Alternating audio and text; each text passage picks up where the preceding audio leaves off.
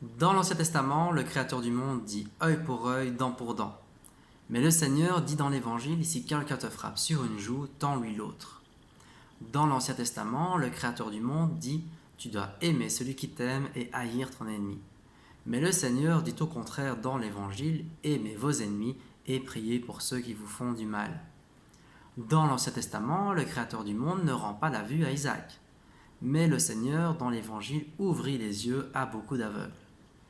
Ce jeu d'opposition de citations bibliques que je viens de faire a été fait bien avant moi, il y a plus de 18 siècles, par un théologien chrétien.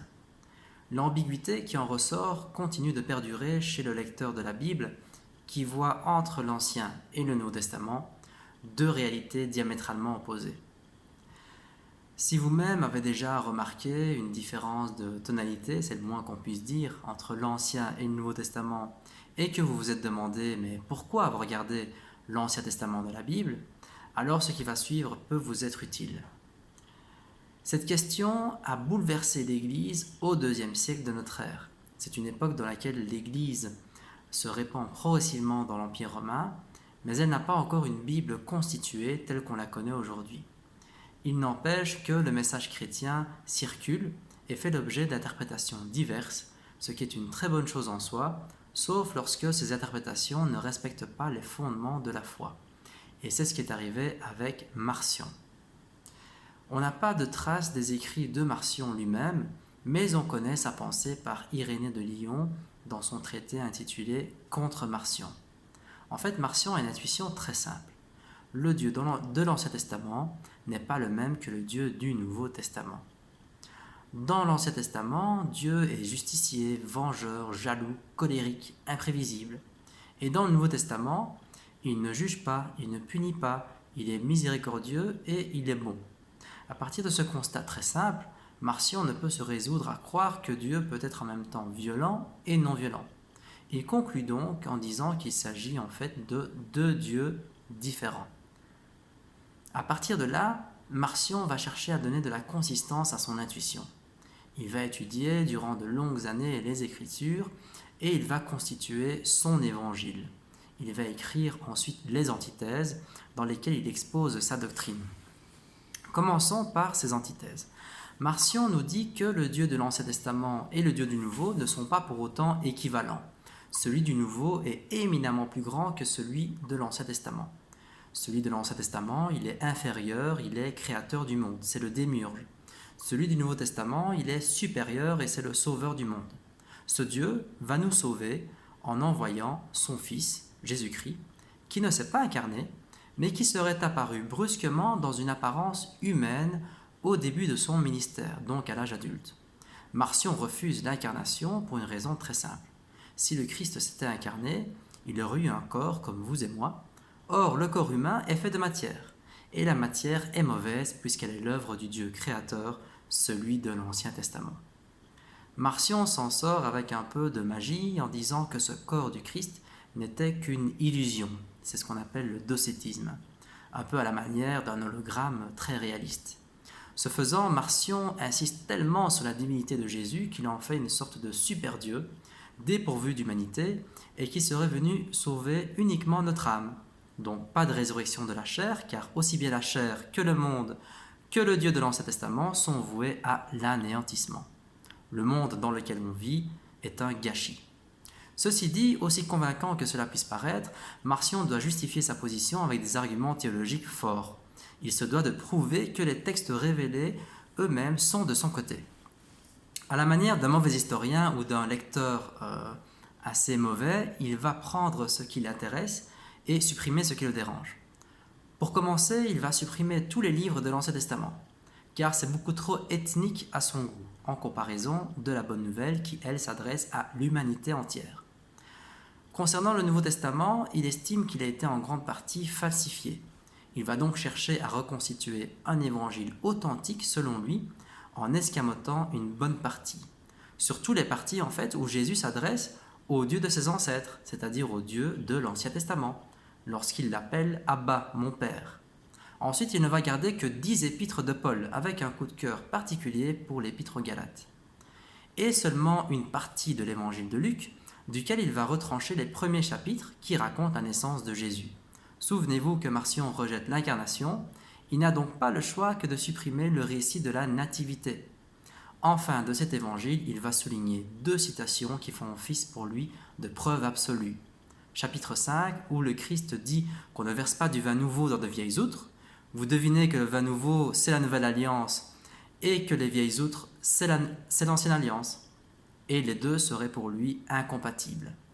Et le chapitre 6, où il est question de 2 arbres. L'un qui produit de mauvais fruits, et l'autre qui porte de bons fruits. Vous devinez également que l'arbre qui produit de mauvais fruits, c'est l'ancienne alliance, et l'arbre qui produit de bons fruits, c'est la nouvelle alliance. De nouveau, pour lui, c'est incompatible. Je vous dirai dans un instant comment ces idées ont été reçues. Mais revenons un instant sur la raison du coup de cœur de Marcion pour l'épître aux Galates que je viens d'évoquer. Car cela va vraiment nous aider à comprendre son dualisme. On retrouve dans cette épître une polémique qui a suscité une réponse radicale de Paul, ce qui arrange bien Marcion. En fait, des missionnaires sont arrivés en Galatie, qui est une région d'Asie mineure, et ils cherchent à convaincre tous les chrétiens de se faire circoncire et de pratiquer à la lettre les prescrits de la loi juive. La réponse de Paul ne se fait pas attendre. Il répond que les chrétiens de Galatie n'étaient pas juifs lorsqu'ils se sont convertis. Ils sont ce qu'on appelle des pagano-chrétiens, c'est-à-dire des païens devenus chrétiens. Et dans leur cas, suivre la loi n'a pas de sens. Ce serait même une régression de la liberté qu'ils ont acquise dans le Christ. Par contre, dans le cas des juifs convertis au christianisme, donc les judéo-chrétiens, grand bien leur fasse de continuer à vivre certaines de leurs coutumes. Paul est donc excédé par ces missionnaires, ce qui le pousse à s'exprimer sans trop de nuances. Sa réponse est que le salut vient par la foi et non par la loi, et c'est précisément cette quasi-opposition entre la loi et la foi qui va servir Marcion. Bien que sa démarche témoigne d'une haute estime de l'éthique, c'est-à-dire le refus de penser à un Dieu violent, elle est dangereuse, puisqu'en remettant l'origine du mal sur le Dieu créateur, il décharge l'homme de toute responsabilité. L'homme n'y peut rien, c'est le tragique de l'existence. Il recommande donc de s'extraire un maximum de la spiritualité en adoptant des pratiques ascétiques continuelles comme le jeûne, l'abstinence, voire le martyre. Finalement, toutes des pratiques où le corps qui est mauvais est mis à rude épreuve. À ce piège, l'Église répondra que l'homme a tout de même sa part de responsabilité et que Jésus lui-même s'est chargé du mal sur la croix. La vision de Marcion est pessimiste, le monde est le lieu du triomphe du mal.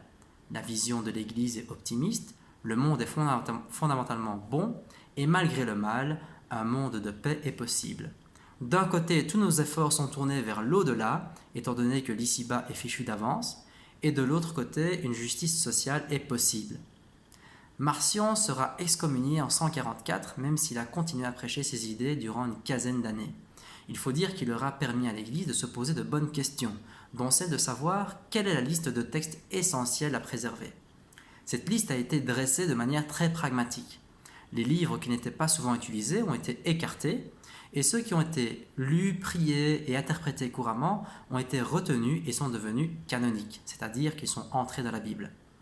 C'est le même Irénée de Lyon qui a combattu Marcion, qui énonce la règle de la foi à la fin du IIe siècle, qui est de se référer aux apôtres, c'est-à-dire aux évêques de Rome, depuis Pierre et Paul. C'est ce qu'on appelle la succession apostolique. Je vous passe les détails de l'histoire de cette liste officielle, je vous dirai seulement qu'il faudra attendre le Concile de Florence au XVe siècle seulement pour que cette liste officielle de l'Église catholique voie le jour. Enfin, c'est cette fameuse question, peut-on supprimer l'Ancien Testament de la Bible, qui aura permis à l'Église de penser à la relation entre l'Ancien et le Nouveau Testament, ainsi que le lien intrinsèque qu'il y a entre la chrétienté et le judaïsme. La réponse de l'Église suite à cette polémique est de dire qu'on ne peut pas concevoir la deuxième alliance sans la première. Le Christ lui-même est à situer dans le cadre de la première alliance. Celui qu'il appelle Abba, Père, eh bien c'est le Dieu de ses pères, c'est-à-dire de l'Ancien Testament. Donc Jésus n'a pas annoncé un autre Dieu, comme le pense Marcion. Le Dieu créateur et le Dieu amour, en fait, c'est le même Dieu. Dans le chapitre 4 de l'évangile de Luc, d'ailleurs, que Marcion a supprimé, Jésus cite les psaumes, les prophètes et même Isaïe dans une synagogue, ce qui montre bien qu'il s'insère dans la religion juive. Mais ce qui fait son originalité, c'est qu'il ne se contente pas de parler au nom d'un tel ou d'un tel, mais de dire « moi je vous dis ». Il parle avec charisme et autorité, et cette autorité se confirme dans ses miracles. Il y a donc une nouveauté avec Jésus-Christ, mais cette nouveauté ne peut se penser que sur l'arrière-fond de l'Ancien Testament. Entre l'Ancien et le Nouveau, il y a donc continuité et rupture, mais si on ne retient que la rupture, on est dans une posture de déni qui cherche à faire dire au texte uniquement ce qui nous intéresse. Pour conclure, je dirais que nous sommes parfois des marcionnites sans le savoir. Non seulement lorsque nous refusons tout ce qui est en dehors du Nouveau Testament, mais surtout lorsque nous prônons un Dieu qui est uniquement amour et fortement étranger à la notion de justice. À vrai dire, c'est une position légitime et respectable, mais comme on l'a vu brièvement, elle conduit à de nombreuses impasses, dont celle de se sentir absolument étranger au monde et aux défis du monde. Finalement, cette crise du passé a quelque chose à nous dire de positif, puisqu'elle nous a aidé à comprendre aujourd'hui la tentation d'une lecture purement littérale, quand bien même elle insiste sur la non-violence, mais aussi d'éviter le piège de la simplicité qui consiste à se considérer comme absolument original et en rupture avec tous. Cette histoire nous rappelle que la vérité est toujours plus que ce qu'on peut en dire. À bientôt!